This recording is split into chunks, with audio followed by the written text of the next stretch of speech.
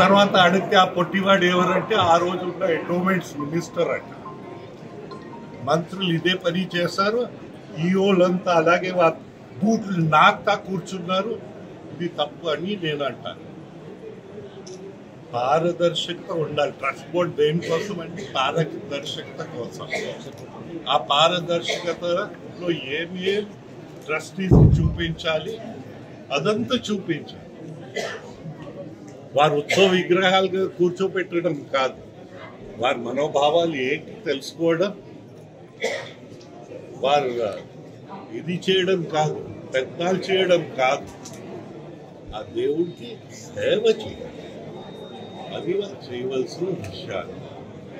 ప్రజాప్రతినిధులందరూ సహకరించాలి. అడ్రాగంట ఉండడం, కావాలంటే నేను తాళం వేసుకుని క్యూ ఆపేస్తాను, నా జేబులో పెట్టి అక్కడ కూర్చుంటాను, నేను పంపించిన వాళ్ళని లోపల పంపిస్తానని ఇది ప్రజాప్రతినిధుల ప్రవర్తన. ఆ పిరికి వాళ్ళు అది కూడా కంట్రోల్ చేయలేని దుస్థితి మన రాష్ట్రం వెళ్ళింది. అలా రాకూడదు. దయచేసి అందరూ ఆ ధర్మాన్ని పాటించండి. మనం అందరం మన ధర్మాన్ని పాటిస్తే నీట్గా అన్నీ జరుగుతాయి. అన్ని మతాలు గౌరవించబడతాయి.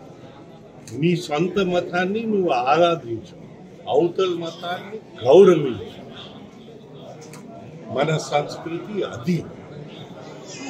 అలా మనం వెళ్తే అందరిని కల్పించి వెళ్ళాలి, తీసుకురావాలి. కానీ పెద్దలు కావు ఇక్కడ చేసేది. అది మాత్రం ఖాయంగా మనం అందరూ అర్థం చేసుకుంటాం. ఇప్పుడు అన్ని సాఫీగా జరుగుతాయని అనుకుంటా ఉన్నా. చూడాలి ఆ దేవుడిదే. మా వాళ్ళందరూ వారు ధర్మాన్ని పాటిస్తే అన్ని సాఫీగా ఉంటాయి. దాంట్లో నాకు అనుమానం లేదు. నేను పెద్దవాడు అని ఎవరైనా వచ్చే ఆ పెద్ద మనిషి దండం పెట్టి అంతే.